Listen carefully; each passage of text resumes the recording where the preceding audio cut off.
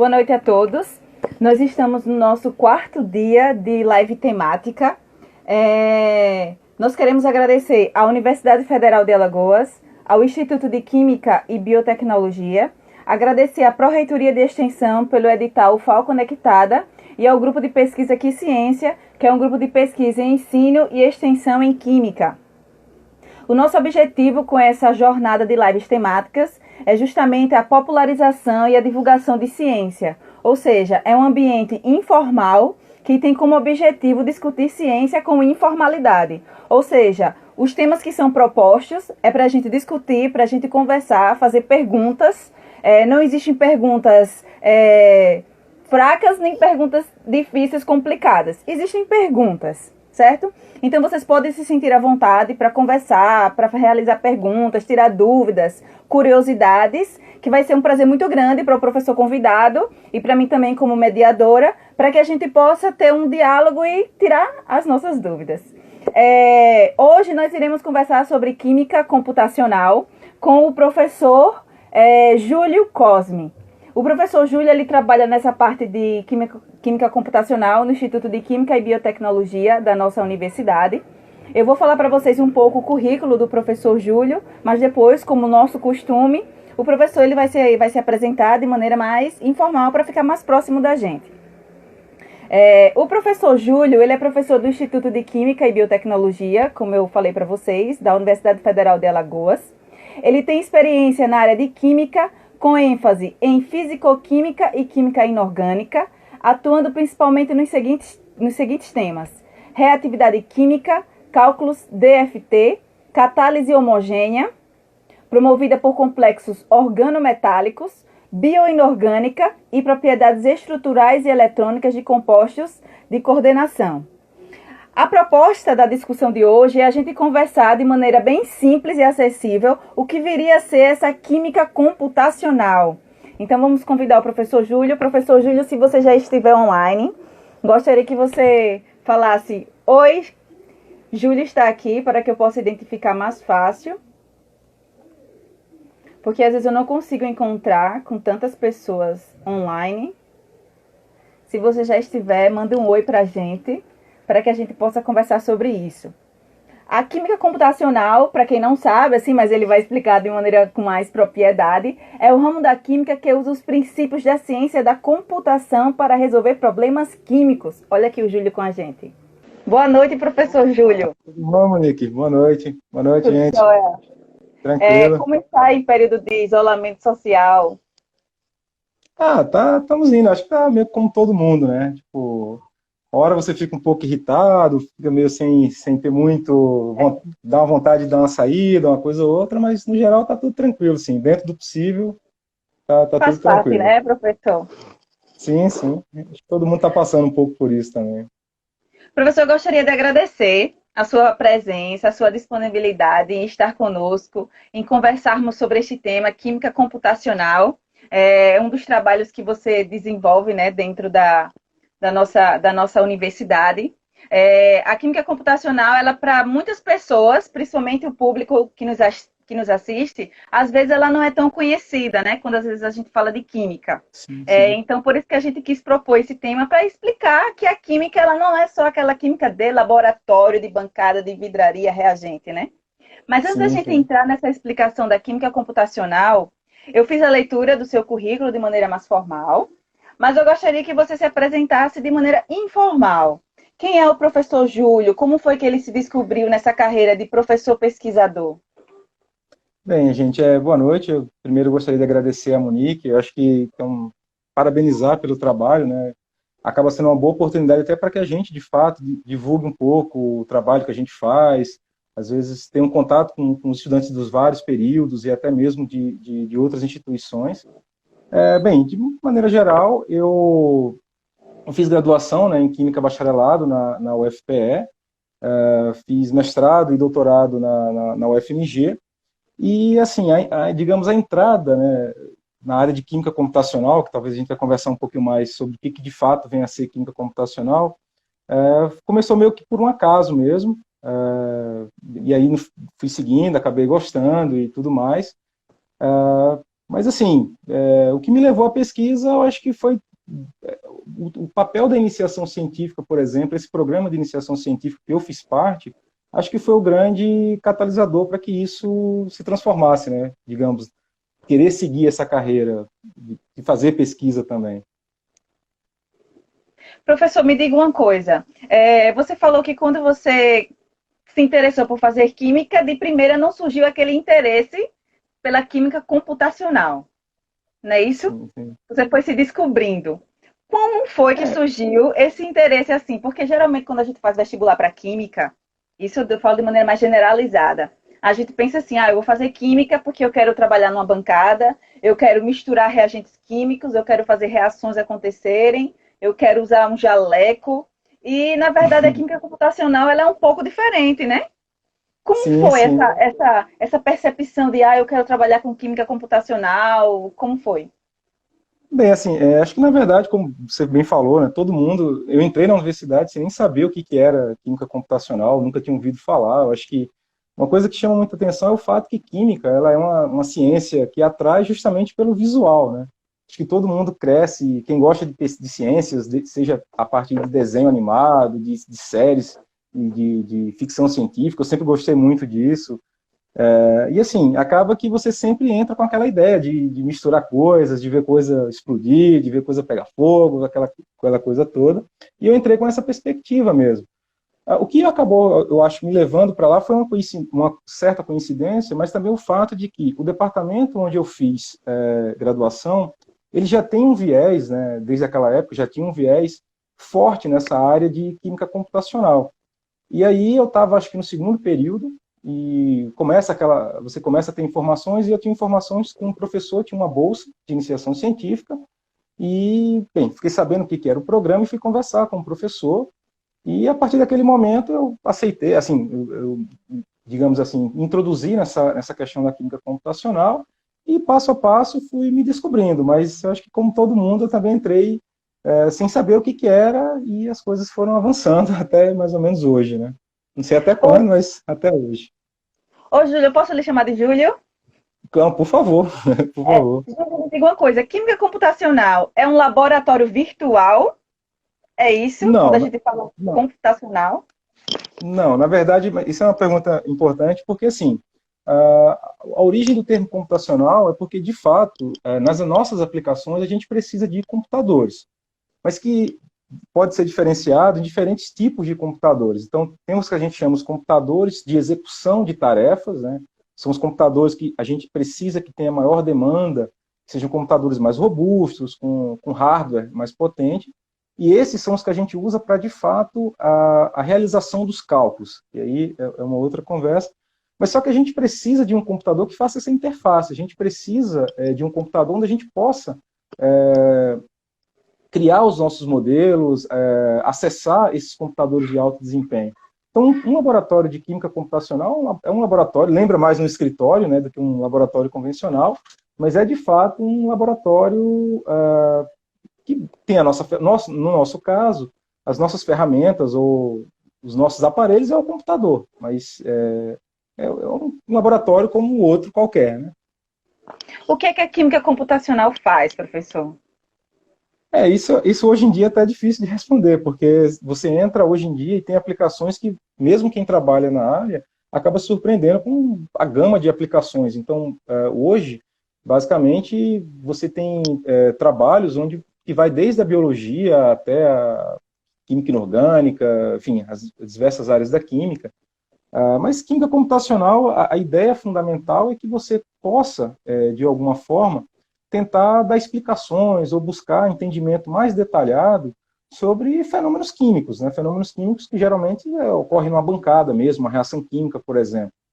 Então, a ideia é tentar, eu vejo assim, hoje, uma ideia muito de tentar auxiliar, de certa forma, o experimental, seja numa tentativa de explicação, às vezes até na forma de predição de algum tipo de propriedade ou algum tipo de novo fenômeno que possa existir, mas basicamente serve para ajudar toda a gama de experimentos a ter uma explicação mais detalhada. Isso eu acho que é a principal missão, digamos assim, da química computacional. A gente tem uma pergunta aqui da professora Vanessa Moura, que eu acho que ela vai ajudar bastante em um dos artigos que eu vi que você publicou, que ela quer saber qual é a sua linha de pesquisa e o que você trabalha na parte de química computacional dentro da universidade. E eu vi que um dos trabalhos que você publicou, ele é sobre hidrólise enzimática, não é isso? De Isso. organofosfatos. Aí explica para a gente um Uhum. pouco, para poder a gente aprender mais na prática, mas como é um ambiente de todos os públicos, a gente precisaria explicar o que é essa hidrólise enzimática, o que são esses organofosfatos e onde é que entra a química computacional aí, qual a importância dela. Ah, ótimo.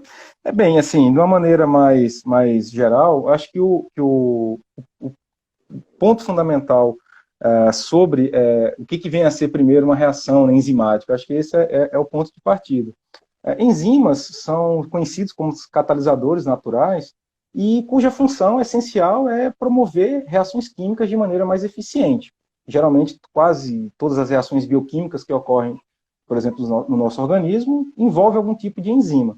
No caso das enzimas que promovem a reação de hidrólise enzimática, pelo próprio nome de hidrólise, você traz a noção de quebra de algo. Então, basicamente é a decomposição de um dado composto, só que geralmente mediante a presença de água.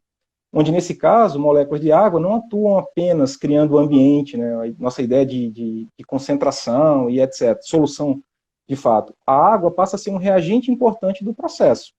Então, o fato da reação ser interessante do ponto de vista de enzimas é porque as enzimas conseguem fazer todo tipo de processo catalítico de maneira extremamente eficiente. Então, a ideia da catálise enzimática é a gente tentar entendê-la, porque isso geralmente ocorre na natureza, a gente tentar entender um pouco desse mecanismo e tentar adaptá-lo, por exemplo, à bancada, tentar adaptá-la à situação do nosso dia a dia. Mas, enquanto os organofosfatos, são compostos de estrutura até relativamente simples. Basicamente, você pode pensar no ácido fosfórico e tudo mais. Você tem um átomo de fósforo central, uma estrutura, por exemplo, como se fosse um tetraedro. Então, você tem grupos ésteres que têm diferentes funções quando você promove mudanças nos grupos R's que estão ligados a esse átomo de fósforo. Então, bem, do ponto de vista prático, por exemplo, eles estão muito presentes na questão dos pesticidas. Então, hoje em dia, por exemplo, a gente está vendo aí uma política, por exemplo, de aumento do uso de agrotóxicos e tudo mais, e muitos desses agrotóxicos têm a presença desse tipo de composto. Então, qual que é o problema disso? O problema é que alguns desses organofosfatos, por exemplo, ele atua inibindo uma enzima que é muito importante, por exemplo, para o controle de sinapses no cérebro, que é a acetilcolinesterase. Então, por exemplo, dependendo do tipo de organofosfato, ele pode, por exemplo, inibir a ação dessa enzima, que pode levar, por exemplo, a danos cerebrais. E aí, obviamente, que essa questão de agricultura, né? Se você ingere muito esse tipo de alimento, isso pode levar à criação de uma concentração no seu organismo que pode gerar um tipo de demência, por exemplo. Então, os organofosfatos têm acho que do ponto de vista mais prático, ele está muito presente nesses pesticidas. Então, a ideia é tentar entender como que isso ocorre para evitar que esses organofosfatos interajam, por exemplo, com essa enzima e não desregule, por exemplo, a sua função catalítica. Aí a química computacional, ela vai estudar exatamente o que, professor? Qual a importância dela nesse mecanismo aí? Porque, veja, a grande pergunta, eu acho que é uma pergunta fundamental em química, é entender o seguinte: tudo bem, a gente conhece uma reação química, a gente mede algumas propriedades relacionadas com uma reação química, mas muitas vezes o que a gente não é capaz de dizer é como uma reação química acontece. Então, acho que uma pergunta fundamental em química é tentar entender como uma reação química acontece. E para que a gente tenha uma ideia de como a reação química acontece, é fundamental que a gente tenha um entendimento sobre o mecanismo de ação. Quais são as etapas fundamentais, porque para que ocorra uma reação química, por exemplo, bimolecular, você precisa de duas moléculas interagindo. Então, essa interação inicial vai passar por estágios intermediários até a formação de um produto. Então, quando a gente fala em elaborar um mecanismo, a gente quer juntar as peças do quebra-cabeça e tentar entender como é que um cara sai de um reagente, vai para o estado de produto, passando por essas espécies intermediárias. Bem, acho que a principal atuação da química computacional nesse sentido é porque, veja, quando a gente passa do reagente para o produto, isso não acontece de maneira instantânea. A gente tem que vencer algo que a gente chama em química, que é a barreira de ativação. Tudo na natureza tende a ocorrer com um gasto energético. Algum tipo de energia tem que sofrer uma transformação para que saia de um modo para outro. Então, quando uma reação química acontece, a gente tem que passar, por exemplo, por um chamado estado de transição. E o grande problema é o seguinte, do ponto de vista experimental, é extremamente complicado você ter acesso direto, informações diretas, sobre o que é essa estrutura de transição. O porquê disso? Porque o tempo de vida dessas espécies é muito curto. Então, à medida que ele se forma, é muito difícil de você detectar. Então, nesse cenário, química computacional pode atuar, por exemplo, fornecendo uma ideia do que seria uma possível estrutura de um estado de transição. E por que ele é importante? Ele é importante porque ele é a peça-chave para que você consiga construir o seu mecanismo. É a última peça para você colocar no seu quebra-cabeça. E a química computacional pode trazer essas informações. Professor, a química computacional, ela pode ajudar a uma pesquisa, ela de repente acontecer mais rápido ou acontecer de uma forma mais barata? Veja, isso, assim, eu acho que o maior caso de sucesso nesse contexto, por exemplo, é a indústria farmacêutica, né? Existe muita pesquisa hoje na área de desenvolvimento de fármacos que envolvem em alguma etapa a atuação de algum tipo de método que compõe a química computacional. Então, por exemplo, mas isso não é tão simples assim. Isso demanda, obviamente, muito tempo de estudo, porque são várias considerações que têm que ser levadas em conta, porque, embora a química computacional forneça informações importantes, muitas vezes que é até inacessível do ponto de vista experimental, tem um grande problema que a gente também faz uma série de aproximações. Então, a gente trabalha com modelos que muitas vezes não estão tão próximos do que vem a ser a realidade. Mas existem casos, por exemplo, na parte de catálise química, de organometálicos em particular, existem casos de sucesso onde você usa uma combinação de métodos de química computacional para fazer uma espécie de triagem. Por exemplo, o experimental chega com uma proposta de, sei lá, 15 tipos de compostos, e você pode fazer uma modelagem para dizer, olha, nesse contexto, nesse aspecto aqui, a molécula mais ativa seria, por exemplo, dessas 15 que você me deu, essas 5 são melhores. E aí tentar trazer uma explicação razoável do porquê que aquelas 5 são as melhores. Então, já tem trabalhos bem maduros nessa linha aí. Muito bom. A gente tem aqui a pergunta da Eleni, que ela faz a seguinte pergunta, questionamento. Professor, tem um amigo que na época da graduação os cálculos levavam horas e horas. Houve alguma melhora, um avanço nos programas em relação a isso, ou eles continuam levando horas e horas? Não, depende muito, isso é uma pergunta até importante, mas assim, depende muito, porque veja, uma parte de química computacional fundamental é a criação de um modelo químico. Você tem que ter uma ideia do que é o seu modelo químico. Então, um dos gargalos para essa demora, ou esse tempo, é a quantidade de átomos, por exemplo, presente no seu sistema. Então, por exemplo, se eu quero fazer algum tipo de cálculo de uma proteína que tem milhares de átomos, por exemplo, isso geralmente vai levar um tempo bastante razoável. Só que isso também depende do tipo de cálculo que você quer fazer. Porque dentro da química computacional, a gente tem diferentes teorias, a gente tem diferentes métodos de cálculo. Então, é uma série de fatores para responder diretamente isso aí. Mas, de fato, hoje é uma linha de pesquisa muito atuante, que é a parte de melhoramento desses algoritmos também, porque a gente está na linguagem de computador, você tem que usar algoritmos para resolver tarefas. Então, os computadores hoje são muito mais rápidos do que os computadores até de 1 ano, 2, 3 anos atrás. Essa evolução na na velocidade de processamento é muito rápida. Então, claro, tem cálculos, dependendo da teoria e do tamanho do seu sistema, que ainda demoram bastante tempo. Mas para, digamos assim, moléculas convencionais, até 100 átomos, com os computadores de hoje, isso acontece de maneira certamente bem mais rápida do que o seu colega. Mas é bom levar em conta o tipo de computador, né? Quando a gente fala de cálculos computacionais, geralmente eu não posso estar tendo na mente que o meu computador é o meu notebook, por exemplo. São computadores com capacidade de processamento direcionada para esse tipo de tarefa. Ô, professor, como um desafio, por exemplo, porque quando a gente fala de química computacional, e como você falou, são muitos computadores, né? No caso, parece mais um escritório, a gente pode dizer que depende muito de energia. né? Sim, sim, sim. A gente pode considerar energia, queda de energia, como um dos desafios, uma das dificuldades para se trabalhar com química computacional. Olha, é assim, acho que como quase toda área, qualquer linha de pesquisa, a questão da infraestrutura é fundamental. Porque do mesmo jeito, né, que a gente precisa da luz elétrica, né, da energia elétrica funcionando para que os computadores permaneçam ligados, é a mesma coisa, às vezes você está fazendo uma reação química num reator, e aí faltam a luz, e aí a reação, às vezes você pode perder a reação, né, um trabalho todo e tudo mais. E de fato isso é um gargalo, né, porque o ideal, né, o que se espera, é que você tenha uma infraestrutura que, por exemplo, tenha o que a gente chama de no-break, que permita, por exemplo, se houver alguma queda da energia elétrica, ele possa segurar as máquinas ligadas um certo tempo. Mas, de fato, às vezes você tem alguns tipos de cálculo que você não pode reiniciar o cálculo de onde ele parou. Tem que voltar do início. E aí, às vezes, o cálculo está lá quase perto a finalizar, e aí falta a luz e você tem que voltar tudo no começo. E dependendo, por exemplo, em alguns lugares, a oscilação da rede é muito grande. E isso certamente atrapalha demais, como acho que qualquer linha de pesquisa, né?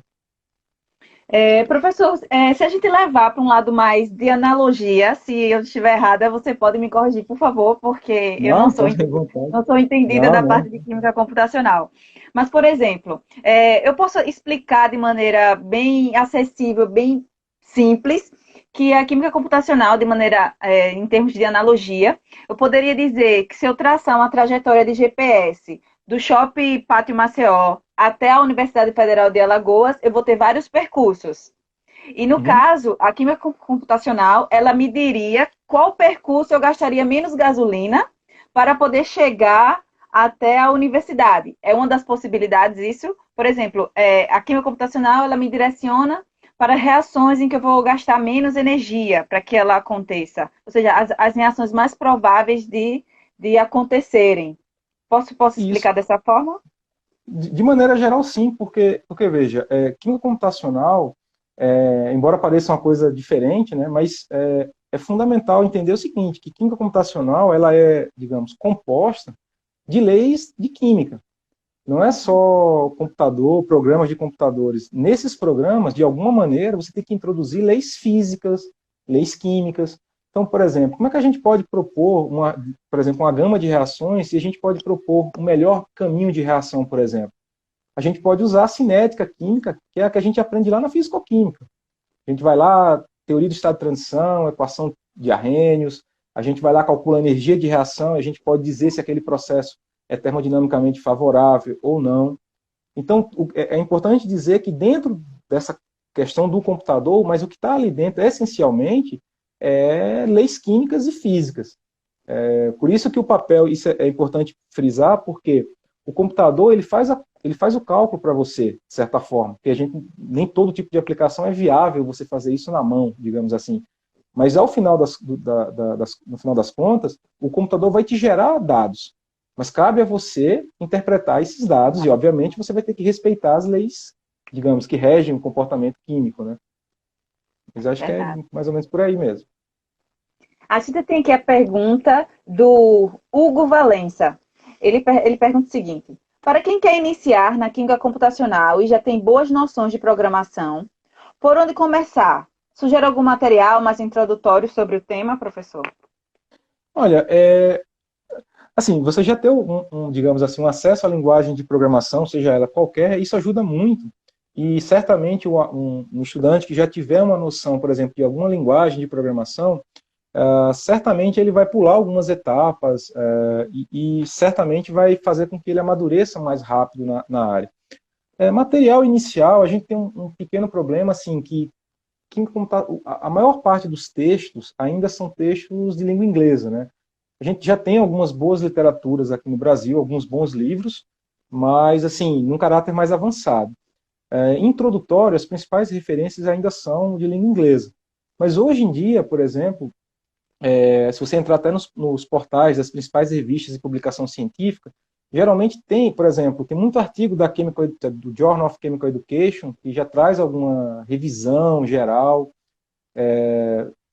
Sim, na internet você encontra muito material disponível e tem alguns livros que são, digamos assim, literaturas base, né? Esses geralmente são em língua inglesa, mas eu sempre acho que é importante você conversar. Se você realmente tem interesse, procura algum professor, seja da sua universidade, ou até mesmo, hoje em dia você tem acesso, né? Você entra no Google e rapidamente você encontra professores Brasil afora, até mundo afora. Mas, assim, essencialmente eu acho que dá uma procurada no próprio Google mesmo, você vai achar algum material interessante. Muito bom. A gente tem aqui a pergunta do Biofismate, não tem o nome dele, mas é Biologia, Física e Matemática. Ele fala, professor, o senhor poderia citar alguns materiais que existem dentro do computador em que a química esteja envolvida? Eu não entendi muito bem a pergunta, mas eu vou repetir. Ah, tá. Professor, o senhor poderia citar alguns materiais que existem dentro do computador em que a química esteja envolvida? Olha, assim, de cabeça, assim, eu não é muito a minha parte, aí acho que vai mais para a parte de microeletrônica, né? Conheço, se é isso que eu estou entendendo, a parte mais do que compõe, né? Mas certamente, por exemplo, disco rígido, né? Você tem materiais magnéticos ali, então você quer materiais cada vez com maior capacidade de resposta a um campo magnético. Mas, assim, de falar uma molécula específica, um material, a composição química de um material específico, assim, eu não saberia te falar, não. Tem aqui a pergunta do Eric Campos. O Eric Campos sempre acompanha a gente nas lives. Ele pergunta o seguinte: como a química computacional poderia contribuir com essa pandemia em que estamos vivendo? Não sei se o senhor já pensou nisso, professor. Não, na verdade já está fazendo, né? Existe inclusive uma espécie de consórcio na Europa e eles estão agariando vários pesquisadores da área de química computacional, né, mais voltados para, sei lá, que a gente chama de biofísica ou bioquímica computacional. Existe esse consórcio onde está se reunindo vários pesquisadores, principalmente da Europa, onde o pessoal tem proposto vários estudos, por exemplo, você tem a estrutura da proteína, né, que compõe essencialmente a atividade do vírus. Então, por exemplo, você propõe uma série de possíveis candidatos à droga para combate do vírus, e o pessoal tem feito uma série de cálculos para tentar entender a estrutura do vírus, isso é importante, né, a estrutura molecular, né, do vírus, bem como, por exemplo, alguma gama de compostos que podem ter alguma atividade. Então, isso já, na verdade, já é uma realidade e principalmente, acho que eu lembro agora, principalmente esse consórcio da Europa, acho que é o que está mais à frente nessa tarefa. Professor, quando você fala assim que vai se estudar a estrutura do vírus, na química computacional a gente monta a estrutura do vírus no computador, é possível isso? Geralmente você precisa, e aí é que vem a parte legal, que é a parte do sinergismo com o experimento. Então, por exemplo, para que você consiga, claro, você pode elaborar um modelo puramente, digamos, construído, né, pelas suas mãos, um modelo puramente teórico, mas a gente geralmente trabalha, principalmente nessa área de bioquímica ou biofísica, é fundamental o acesso a algum tipo de dado experimental. Por exemplo, se você quer estudar, por exemplo, estrutura de uma proteína, ou como, por exemplo, é fundamental que você tenha, ou pelo menos é uma etapa importante, que você tenha acesso a dados, por exemplo, de cristalografia. Então, algum experimental ele tem que resolver de alguma forma a estrutura daquela proteína e ele disponibiliza, né, esses dados e o teórico químico computacional pega aquelas informações. E por que se você pode perguntar, mas se um experimental já resolveu a estrutura, como que um químico computacional pode contribuir em alguma coisa? Porque o grande detalhe é o seguinte, geralmente se você pensar em cristalografia, você geralmente tem um monocristal que representa uma estrutura média, mas basicamente você tem uma única estrutura. Mas a gente sabe que a ação biológica ocorre, por exemplo, em meio aquoso. E quando você coloca qualquer molécula no meio aquoso ou em qualquer solvente, isso vai ter uma mudança muito drástica em sua estrutura, porque a estrutura ela é dinâmica, ela não é estática. Então, química computacional pode usar ferramentas, métodos teóricos, para tentar entender um pouco a dinâmica dessa estrutura. Então, o experimental te dá uma informação cristalográfica e você pode, a partir dela, modelar e fazer cálculos computacionais para te dar uma informação, por exemplo, qual é a dinâmica, qual é a cinética e qual é a termodinâmica daquele sistema em um meio mais próximo, que seria a situação biológica de fato, né? Fantástico, é isso mesmo, né? Tem outra pergunta aqui, Mate Cast. É necessário muito tempo dedicado para um químico experimental aprender algumas ferramentas para uso em seus experimentos ou apenas colaborações com teóricos? Aí eu gostei um pouco dessa. Ela usou os teóricos. Professor, químico computacional é diferente de químico teórico? Explica aí. Existe uma certa diferença, sim, porque é como se químico teórico fosse, ainda existe muita gente que trabalha essencialmente na área de química teórica, mas química teórica na nossa nomenclatura é mais o químico que trabalhou, principalmente no passado, muito na parte de desenvolvimento da teoria. Então, por exemplo, mecânica quântica. Então, as pessoas, os pesquisadores que trabalharam, por exemplo, com o desenvolvimento da teoria quântica, geralmente a gente brinca que o teórico é aquele que está com a folha de papel e um lápis, né, desenvolvendo equações e tudo mais. É mais para a parte de uma teoria. Ele não está, muitas vezes, interessado em uma aplicação, ou, enfim. O químico computacional, ele também trabalha com desenvolvimento de metodologias. Mas a principal diferença é que, para quase toda a etapa, ele vai precisar de um computador. Então, o químico computacional é aquele, por exemplo, que trabalha com a implementação computacional de uma teoria, aquele que trabalha com a parte de aplicação de uma teoria para a solução de um dado problema. Então, existe essa ligeira diferença. Então, do modo mais clássico, assim, né, o químico teórico seria aquele que trabalha mais com o desenvolvimento de equações e teorias mesmo. E computacional é aquele que, em alguma etapa, ele vai precisar fazer cálculos no computador, né? Acho que é mais ou menos essa a principal diferença. Então, a gente aproveitando para responder a pergunta do Maticast. É necessário muito tempo dedicado para um químico experimental aprender algumas ferramentas para uso em seus experimentos, ou ele precisa de uma colaboração de um teórico? Olha, eu penso, né? Isso acho que se você conversar com outras pessoas, talvez eles tenham outra opinião. Isso é uma opinião particular. Eu acho assim que depende da ferramenta e depende do que de fato você quer fazer, o tempo em que você quer fazer aquela determinada atividade, né, da sua pesquisa. Então, assim, eu sempre estimulo que as pessoas busquem algum tipo de conhecimento novo. Eu acho isso sempre importante. Só que muitas vezes eu acho que se você quiser, por exemplo, apenas aprender superficialmente algumas coisas, talvez não seja tão válido para você. Porque você vai, de certa forma, perder, entre aspas, um tempo e aquilo não vai te enriquecer do ponto de vista intelectual. Mas, assim, hoje, como eu falei, química computacional é uma área muito ampla, que vai de diferentes métodos, diferentes metodologias. Então, tem algumas ferramentas, sim, que eu acho que não precisa de tanto tempo, você não precisa passar por, digamos, todas as etapas que venham a ser necessárias para se formar, né, como um químico computacional, mas eu sempre acho que é importante fazer essa crítica. Será que realmente eu preciso aprender isso? Isso vai me enriquecer em alguma coisa? Mas, sim, eu sempre estimulo para que se aprenda, né? Mas é importante fazer essa crítica antes. Eu estou aqui voltando um pouco às perguntas. Deixa eu Não, pegar claro, aqui. sim. Aí o Biofismat fez outra pergunta. Professor, me lembro que em uma novela abordava uma situação do Vale de Silício. Ele é utilizado na construção de algum material que existe dentro da CPU no computador? Eu acho que o Vale do Silício, talvez, que ele esteja falando, é mais aquela região lá dos Estados Unidos, né, que tem muitas empresas de tecnologia, né, e tudo mais.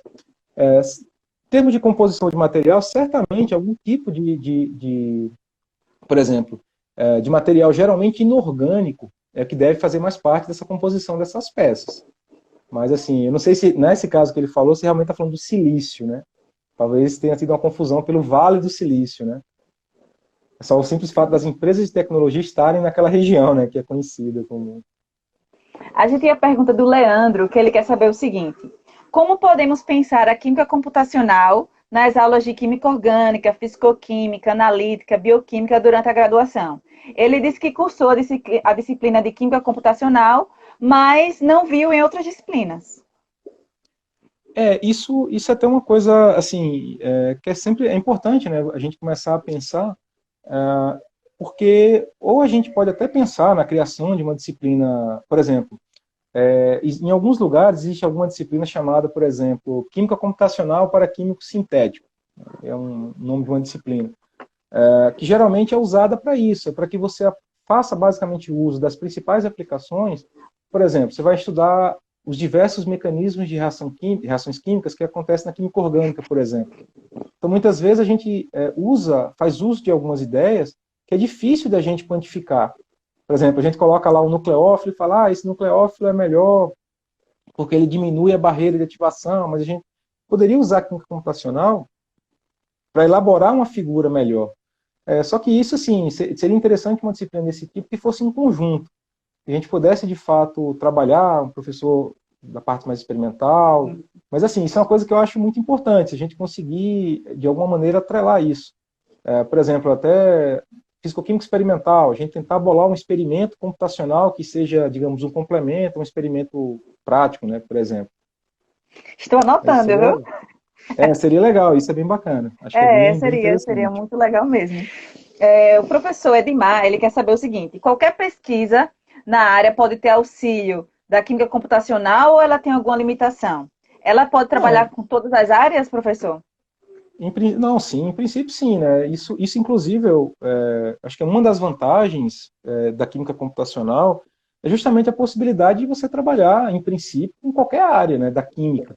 Então, por exemplo, eu tenho a formação mais voltada para fisicoquímica, fiz mestrado e doutorado na área de fisicoquímica, mas os principais sistemas químicos que eu tenho interesse são sistemas inorgânicos.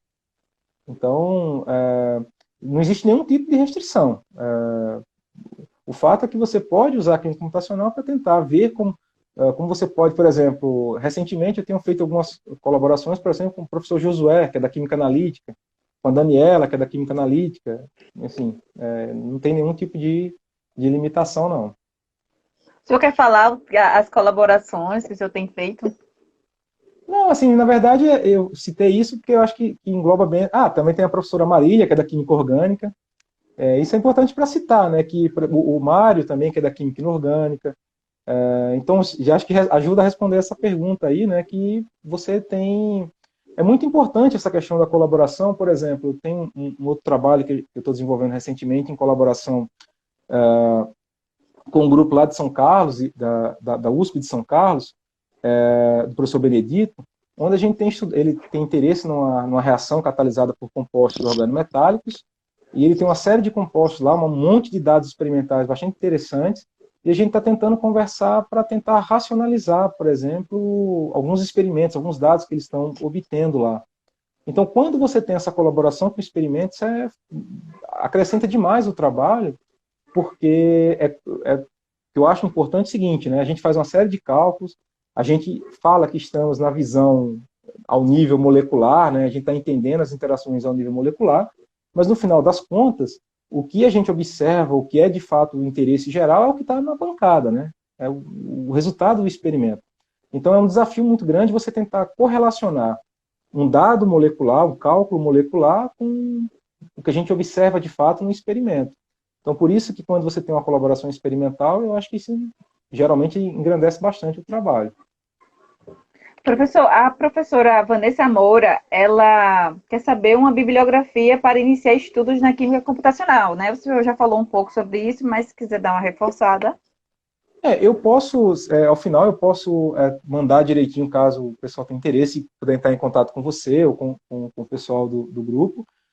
Mas, por exemplo, tem um livro que eu acho que é meio clássico da química computacional, embora ele seja pouco avançado, né, para quem não, talvez assim, quem nunca teve nenhum tipo de contato, mas é um livro de química computacional do professor Christopher Kramer, da Universidade de Minnesota. Esse é um livro clássico, a Introdução à Química Computacional.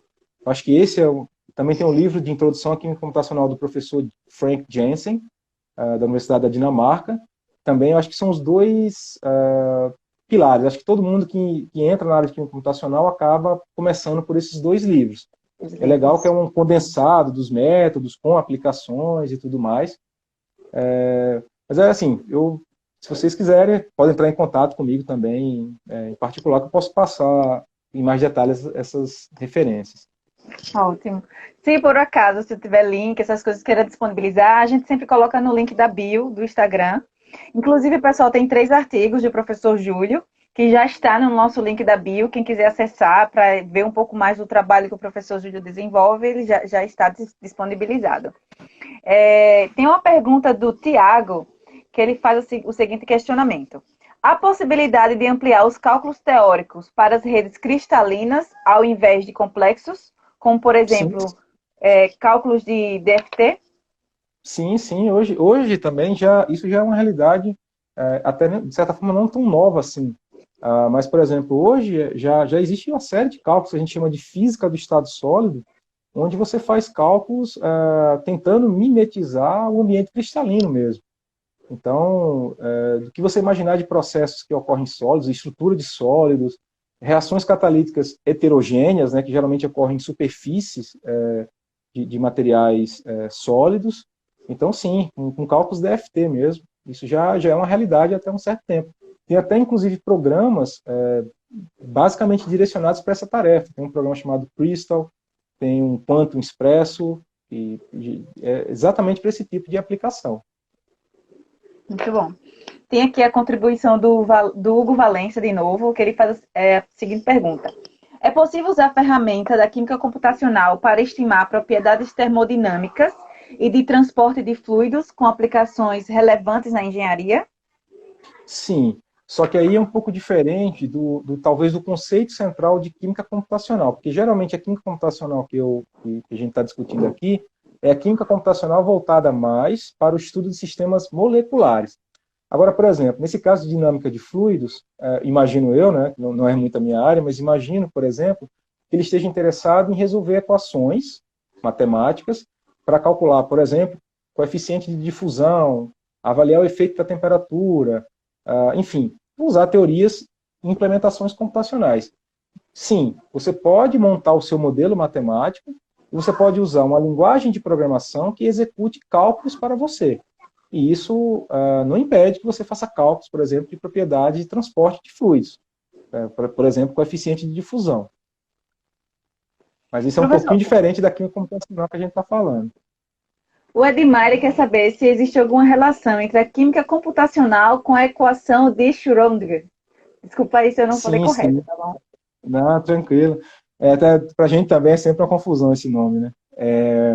Não, sim, na verdade, a química computacional, basicamente, ela é dividida em dois métodos principais. São chamados métodos quânticos, que são baseados na solução dessa equação, né, da equação de Schrödinger, e chamados métodos clássicos. Por exemplo, métodos clássicos, geralmente a gente está interessado na dinâmica de Newton, por exemplo. O que geralmente a gente aprende em física 2. Calcular a força conhecendo a massa e a força, né, calcular a força que atua numa partícula conhecendo a massa e sua aceleração. Então, a parte da química computacional chamada de química quântica, ela se baseia essencialmente na solução da equação de Schrödinger. Muito bom. Professor, o Odu, ele quer saber se o senhor pode falar um pouco a respeito sobre a química computacional com a mecânica quântica. Veja, eu acho que é um pouco disso que eu acabei de falar, né? A química computacional, ela entra em sua essência uma série de teorias. Por exemplo, se eu quero estudar uma reação química, que é o que a gente vem discutindo, já vem falando aqui, por exemplo, uma reação química envolve, pelo menos, a quebra e formação de uma ligação química. Você tem que quebrar alguma ligação e formar outra para que haja uma transformação química. Então, quando isso ocorre, ao longo desse processo, acontece uma total redistribuição da densidade eletrônica. Elétrons são compartilhados, elétrons são transferidos. Então, você precisa usar uma teoria que, de fato, descreva o comportamento dessas partículas. E se a gente falar nessa escala, tem que partir para a mecânica quântica. Então, a química computacional que lida com esse tipo de problema tem que se basear na solução da equação de Schrödinger, que é a parte da mecânica quântica. Então, ela faz todo o corpo da química computacional. Aqui a gente tem um comentário da Lucelma Carvalho, que ela fala que tem um livro, acho que é uma sugestão que ela está dando, que tem um livro da professora Kaline, da USP, que Sim, fala sim. sobre o tema, acho que ela está dando uma sugestão.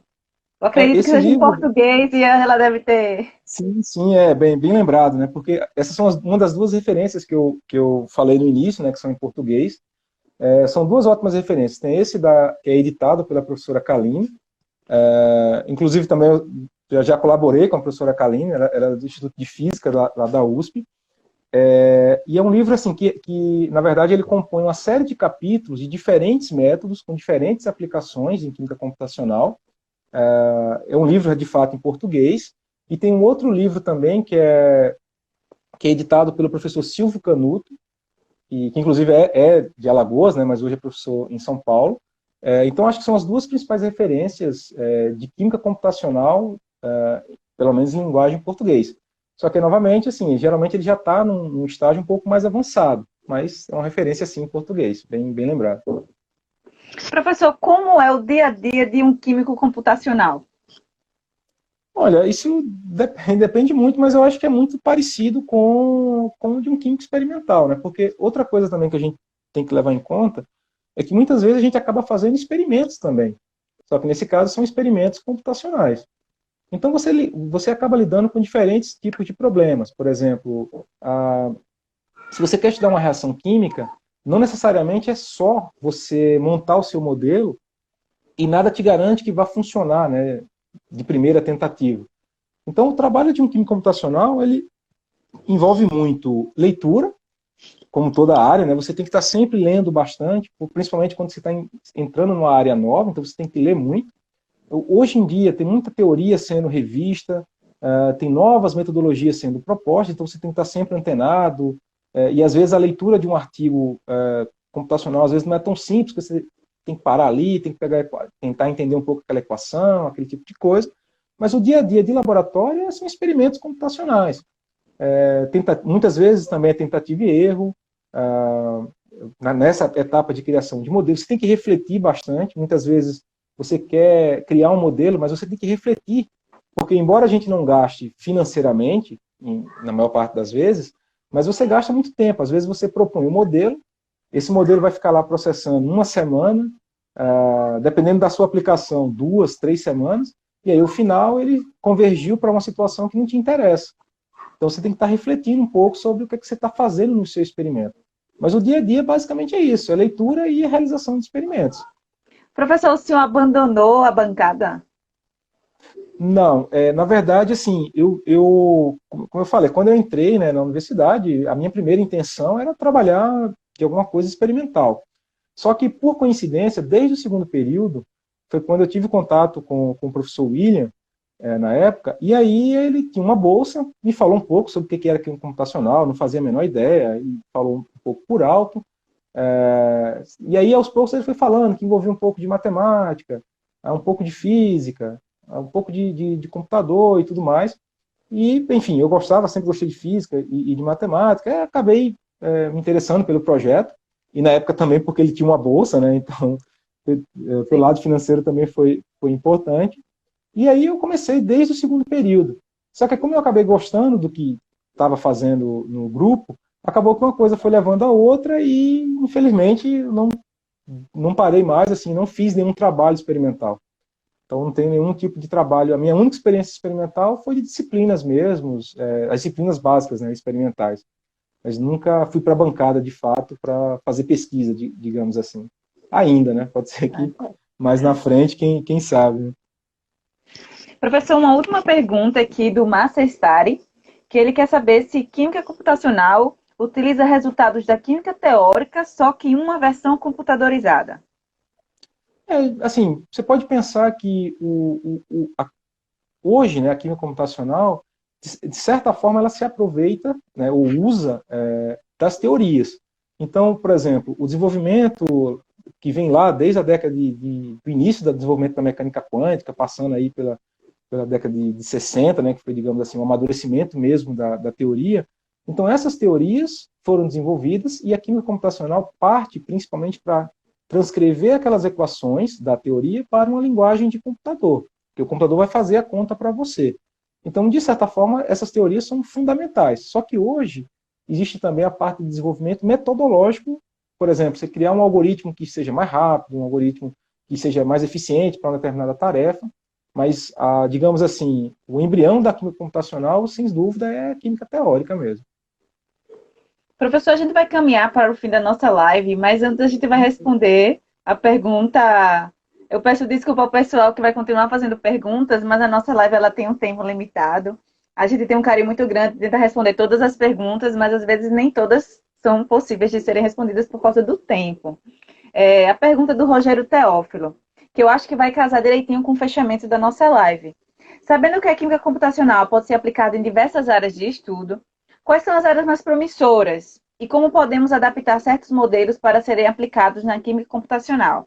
Aí eu queria já Assim, inserir a pergunta de por que esse tipo de pesquisa, professor, é importante ser desenvolvido dentro da nossa universidade.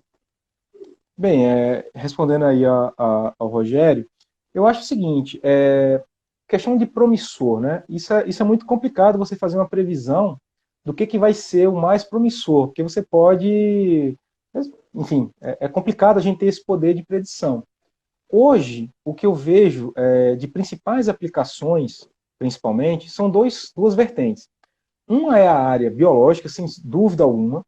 Então, hoje, por exemplo, o químico computacional, com uma formação sólida na área, que vai mais para a área de desenvolvimento na parte de bioquímica computacional, ele começa a ter uma gama maior de atuação, porque, por exemplo, ele pode estar nessa interface de biologia, pode estar nessa fase de desenvolvimento de fármacos, entendimento de estruturas biológicas e tudo mais. Então, hoje, digamos, um dos mais quentes da área é essa parte voltada para o tratamento e estudo de sistemas biológicos. Uma outra área extremamente importante hoje é a parte de materiais, por exemplo. Você usa a química computacional para tentar criar predições de materiais que podem ter propriedades, por exemplo, magnéticas ou propriedades elétricas melhoradas em relação a materiais convencionais.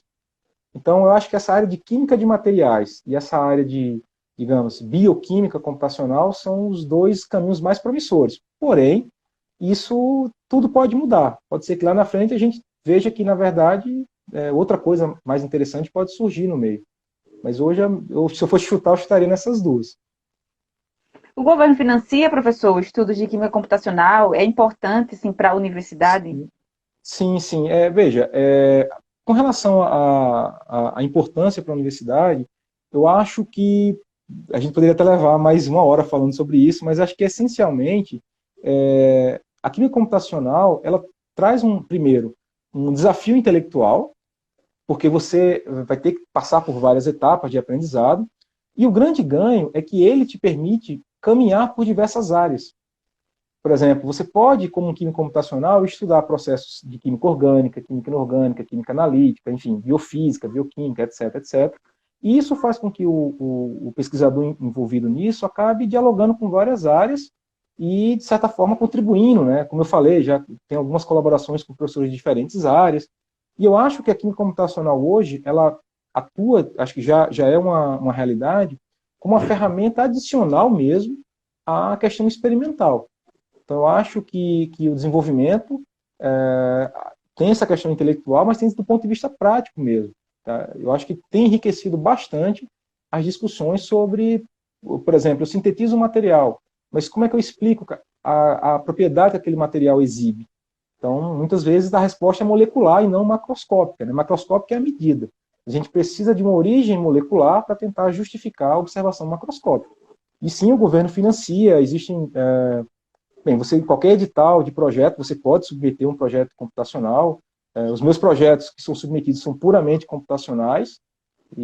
Enfim, mas sim, o governo tem atuado, talvez menos do que deveria, mas tem sim atuado financiando alguns projetos computacionais. Professor, a gente ainda tem 2 minutos. Aí eu gostaria de aproveitar para responder 2 perguntas. Aí o senhor tem que pegar 1 minuto só para cada uma, Tá, tá certo? beleza, beleza. Vou tentar. A pergunta do Rafael, que é: estudos de química computacional podem contribuir para nortear a aplicação de um quantum dots? Sim, já tem trabalhos que têm ido para esse caminho, sim. O problema daí é que a estrutura dele é relativamente complexa, tem um conjunto de átomos muito grandes, e esse tipo de aplicação exige que você tenha uma estrutura de laboratório, ou seja, computadores que sejam razoáveis para esse tipo de aplicação. Mas sim, já é uma realidade, na verdade. E a outra pergunta é da Karina Matos, que ela quer saber se é possível aplicar química teórica e computacional na educação básica. Olha, do modelo que a gente tem de pesquisa, é um certo problema, porque imagina você chegar, né, no ensino básico e falar, não, vamos falar um pouco sobre a equação de Schrödinger, vamos falar um pouco sobre... Mas, assim, eu acho que seria um momento importante para que houvesse uma discussão entre profissionais da área de educação, juntamente com alguns profissionais da área de química computacional que tenham um pouco de interesse em educação para começar a dialogar. Eu acho que não é tão simples, mas eu acho que sim, pode auxiliar de alguma forma. Mas eu acho que teria que ser feito com seriedade, trazendo alguém da educação e também, obviamente, alguém da área de química computacional. Mas eu vejo com bons olhos que isso no futuro pode acontecer, sim. É até importante, né, professor? Porque aí desmistifica também a ideia de que a química ela é só laboratório, bancada, reagentes, né? Que às vezes muita gente não É sabe que claro, existe sim. esse lado.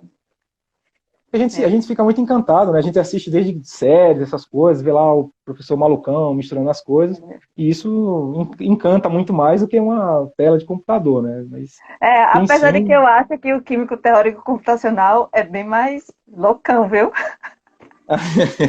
Ah, é diferente só, acho que é basicamente a mesma coisa. Tá certo.